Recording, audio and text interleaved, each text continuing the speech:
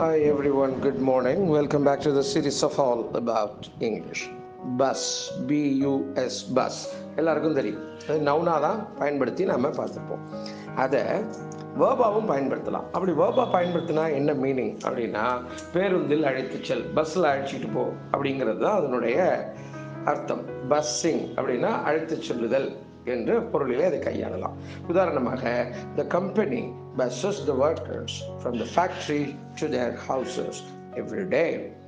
இந்த கம்பெனி நிர்வாகம் இந்த எம்ப்ளாயிஸை, அதில் உள்ள வேலையாட்களை, பணியாட்களை டெய்லி நித்தமும் கம்பெனியிலிருந்து வீட்டுக்கு பேருந்தில் அழைத்து செல்கிறது.